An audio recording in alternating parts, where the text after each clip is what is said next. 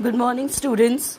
We are going to do few extra questions with long answers for the chapter A Triumph of Surgery. Here I give you some important questions and along with them I also give the answers. In the previous video, we had done the summary of the chapter and with it, we had done about the character sketch of Mrs. Pumphrey, Dr. Harriet, Tricky the dog. We had also done the justification of the title, the theme of the story, and the message of the story. All of these were in the form of points and you could assimilate together and give a proper answer. Today we are going to do a few extra questions.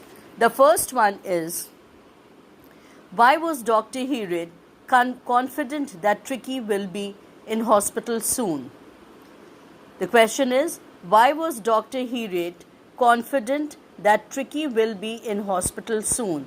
The answer is, Dr. Harriet was shocked to see Tricky's condition. He knew that the latter would soon be hospitalized as he was unable to move.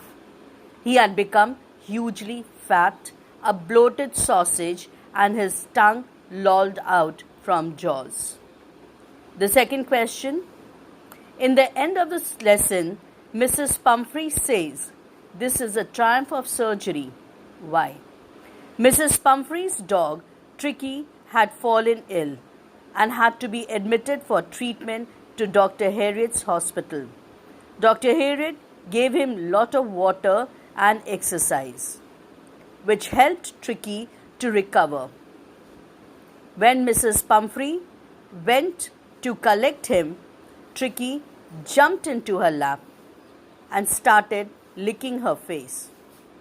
Seeing him fully recovered, Mrs. Pumphrey called it a triumph of surgery.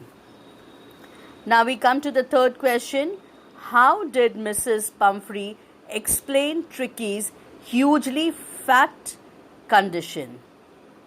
The answer is, Mrs. Pumphrey, in utter distress, explains Tricky's lethargy as malnutrition. She said he seemed to have no energy and hence she had been trying to feed him some little extras to build him up. We come to the fourth question. Was Tricky also to be blamed in more ways than one? I repeat the question. Was Tricky also to be blamed in more ways than one?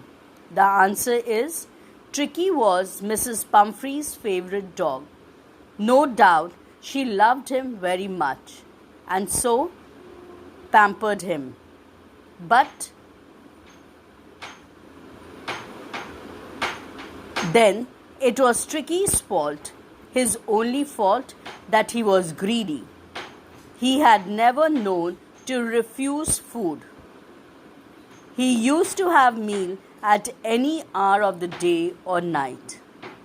He had become a glutton. He never believed in going for exercises and walk. It seemed he ate whatever and whenever was placed before him, be it sweets, chocolates, or eggs. So Tricky was also to be blamed for his present condition. His unhealthy condition was due to his overeating. We come to question number 5. I think, within inverted commas, I think I know the cure for you. Inverted comma starts, I think I know the cure for you. Inverted comma closes, full stop. What was the cure? Dr. Harriet understood that overeating and lack of exercise were responsible for Tricky's illness. That was sad. He was sad to see the poor animal breathing heavily by his side. He patted him and remarked that he knew the cure for him. The cure was a strict diet and physical exercise. In the open air. He took the dog to his surgery and put his plan into action. Now we come to the last question, that is question number 6. Tricky was more a member of Mrs. Pumphrey's family than a dog. Tricky was more a member of Mrs. Pumphrey's family than a dog. Explain, giving example from the text. The answer is Mrs. Pumphrey was a rich lady. She pampered her dog Tricky. She overfed him. She gave him much nutritious diet. This made him hugely fat. He became dull, flabby, lazy, and listless. She thought that he had been suffering from malnutrition. She gave him malt and cod liver oil between meals. She gave him Horlicks at night. He had clothing for different occasions, coats for cold weather and raincoat for wet days. Like children from rich families, he had bowls for breakfast, lunch, and supper.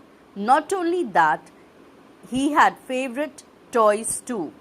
This shows that he was not just a pet but a member of the family. Above all, Mrs. Pumphrey just could not bear to refuse Tricky's love for cream, cakes, and chocolates. That's all for today. Thank you very much.